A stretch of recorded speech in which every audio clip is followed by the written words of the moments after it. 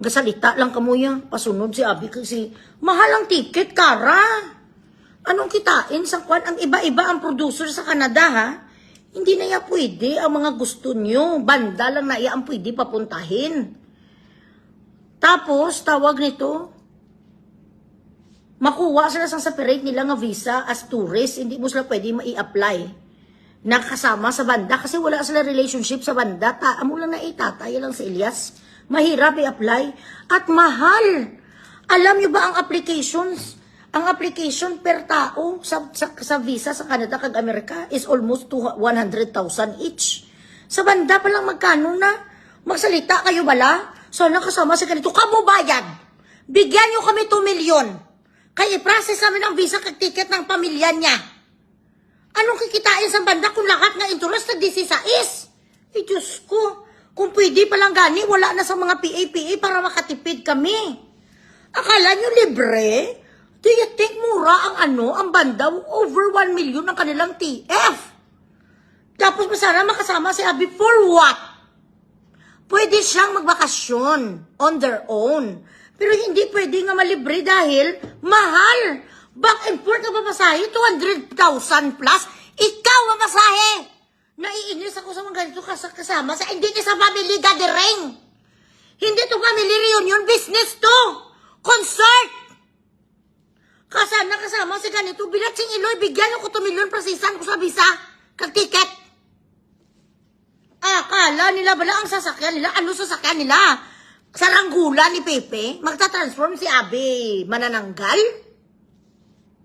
Do ka mga do, akala nila pupunta lang bilat sing Iloy sa Quiapo, Amerika, kag Canada, Dubai, sana makasama maano si Abi, siya ang tutugtog ng drum. To apply for a visa of an artist, you have to establish that the artist has been together for at least a year. The relationship has been there for a year. Hindi mo pwede mai-apply dyan si Abigail na kasama sa banda. Anong papel sa banda? Ano sa writer? Ano sa banda? Composer? So it has to be applied separately as a tourist visa, and she has to have at least 3 years requirements to siya. 3 years nga business niya. Enough money sa account, may enough money sila sa account, pero ma-establish siya dapat nga hindi siya magiging pabigat. Kag hindi sila ma-overstay sa Amerika, it's not easy. Sabi nila, makuha lang sa ticket kang malupad, bilang siyang ilo, yung pang sulok-sulokon ko kamo. Abi nila sa mapa street lang bala. Mapunta lang iyo di puta, masakay lang sa masakay lang sa Negros Navigation, kag sa Cebu Pacific. Huy! Katakot-takot nga papilis ka gastos. Ano akala niyo sa amin kapamuson, katae kami gold? Ay hala! Di puta, hindi nga kami makakuha-kuha discount sa talent fee nila dahil marami sila ang nagakwan. Marami sila ang ang tawag nito, ang division sa kanilang pera. Kahit 10% di kami makadiscount dahil kailangan din nila. Tapos, maglibre kami sa pamilya. Ay ano? Hindi to, family reunion, business to, concert to.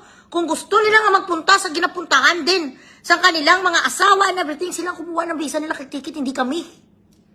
Excuse me. Sa Asia, okay lang na iya, kay wala sang visa, ticket lang barato. Pero ang mga North America, kag mga Middle East, hindi na iya, mahal na na. Diyos ko. Sing Iloy, sana makasama. Gain nyo ko 2 milyon. Kay ano ko sila, para sa isang visa. Si Iloy nyo. Kala nyo kung ano kalaki. My God. Ay, Ginoo ko. Sana kumita kami ng mga 15 million bala sa ticket nila, sure. Okay, sige na guys.